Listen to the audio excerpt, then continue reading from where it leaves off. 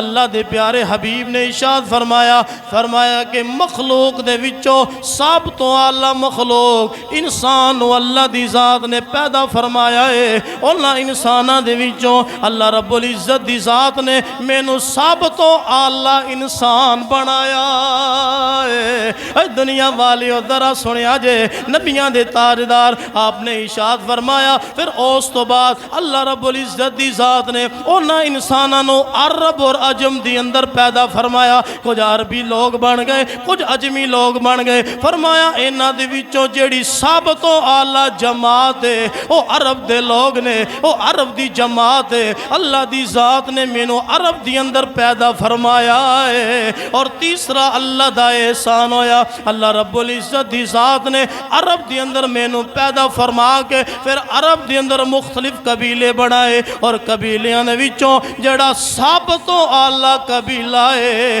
وہ قریش دا قبیلہ ہے۔ اللہ دی ذات نے مینوں قریش دے قبیلے دی اندر پیدا فرمایا ہے۔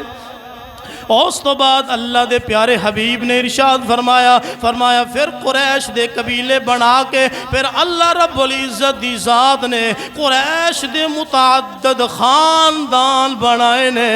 انہاں متعدد خانداناں دے وچوں جیڑا سب تو اعلیٰ خاندان ہے، اللہ نے مینوں اس خاندان وچوں پیدا فرمایا ہے۔ او خاندان کیڑا ہے؟ فرمایا بنو ہاشم دا خاندان ہے۔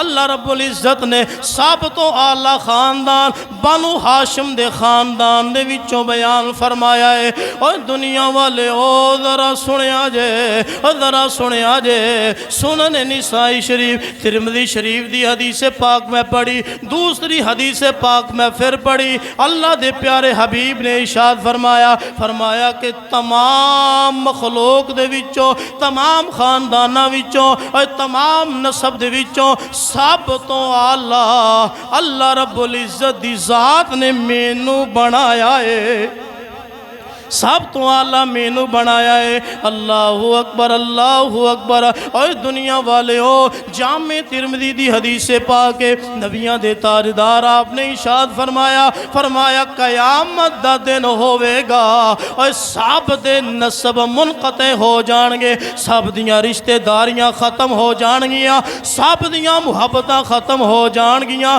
فرمایا قیامت والے دن اور میرا نسب ہے اور جڑا منقطع نہیں ہوئے گا، قیامت والے دن میرے نسب دی شان نو بھی اللہ بلند کر دے گا، اور میرے سسرالی نسب دی شان نو بھی اللہ بلند کر دے گا۔